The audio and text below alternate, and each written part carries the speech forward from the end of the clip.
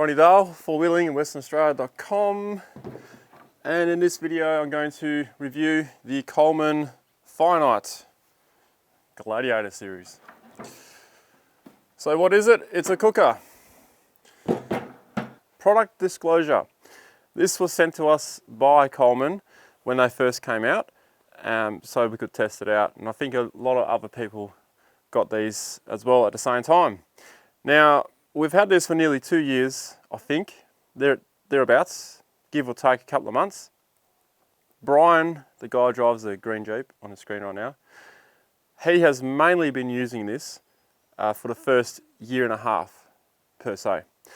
I have then since been using it for the last 6 months, but of course having a little bit of experience with it before that. So I'm now comfortable enough to do a review on it and tell you all the good things and all the bad things and all that stuff. So stay tuned. So first of all, let's talk about the product, and I'll give you the size of it. It is 620 millimeters across. You have to work that out in inches if you're in the US. 365 the other way. So 620 by 365. Oh, and cameraman's prompted me for the height. Good point. 140 mil high. So that's the size of it. So it's quite a big unit. What you get inside is this attachment here, which goes on the side here. Now, being a gas thread, usually it's left-handed, but it's not. It's right for some reason. And you get this hose as well. So here's the option. You can either put a disposable bottle here, it just sits right here. So in actual fact, keep this in mind because this is going to affect a few people. The cooker will actually end up taking up 850 mil. So you can see I have a pretty decent sized table here, 1250 long and 620 deep. So basically I can't put it sideways because the bottle will be hanging over the edge, and this way you can see I'll lose most of the table. So just keep that in mind. You need a fairly decent sized table. There's not much cooking room here, a preparation room. So as I said, you could use a disposable gas bottle or you can use a gas cylinder. So here we go. It's plugged onto there, straight onto your gas cylinder. Now you'll get this hose with the cooker as well.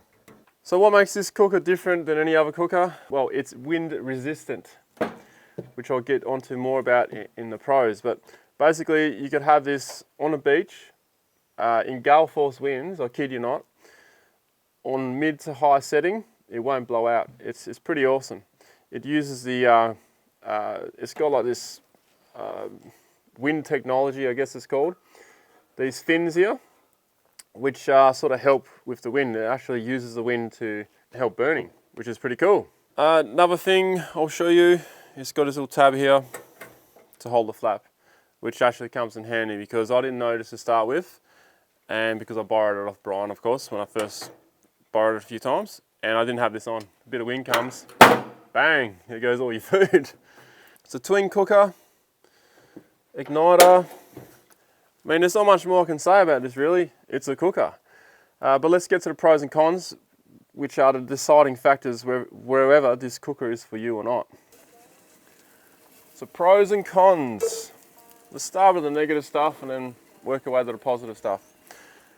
Now obviously the biggest con, I guess, is the price. It is pretty expensive, but there goes the old saying, you pay for what you get, right? I mean, you can get a burner for like 20 bucks at your local camping store, or you can spend close to 200, maybe more for this, but there's a massive difference.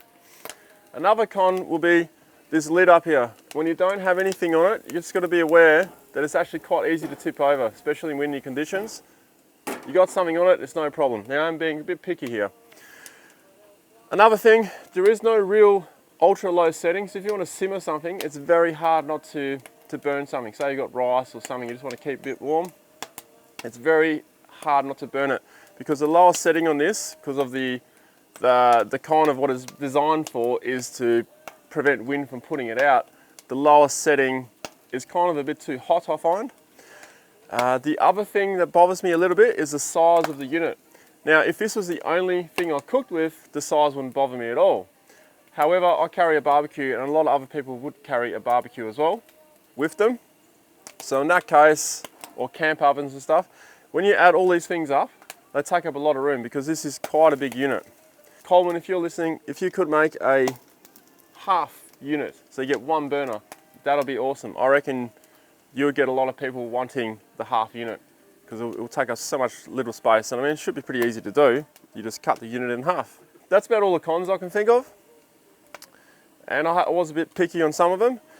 Now for the pros. The pros, you can fit 2 of these big pans right next to each other. So if you're doing multiple cooking, that's no problem. You can put 2 pans on it.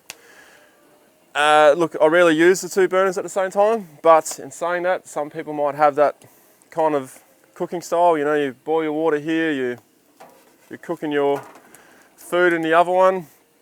And another pro is you can use a gas bottle here, or you can use the disposable gas bottles, the Coleman ones. So that's really cool. So you can kind of keep one as a backup, a little one in your vehicle. And they do last a decent amount of time. And with the big pans, it covers 90% of this big pan. I think this pan's like 30 centimeters across, maybe even 35. It's quite a big pan. So it covers the whole pan. Most burners wouldn't do that. And of course, the biggest pro of all is this thing is like the Terminator against the wind. The wind doesn't bother it. We've had this on the beach in gale force winds. It does not blow out, but we have experienced the old gust trying to take the whole cooker with it. Now, you can't do that with any other cooker unless you've got all these side panels up, and you're still going to get a swirl of wind through. I'm amazed how good it is in the wind, and that is the main reason why we love it and we use it. Just to give you an example, I mean, this was given to us by Coleman, but Torben's gone and bought one, Wayne's gone and bought one, so everyone obviously loves these cookers. They're bloody good, but they're pricey. You pay for what you get. Rightio, that's the review pretty much done, concluded. If you have one, let us know what you think about your stove. And if you'd like to support the creation of videos like this or any of the other ones, you can go to patreon.com/RonnieDale or hit that link right there. And please do subscribe somewhere here. And thanks for watching. I'll see you in another video.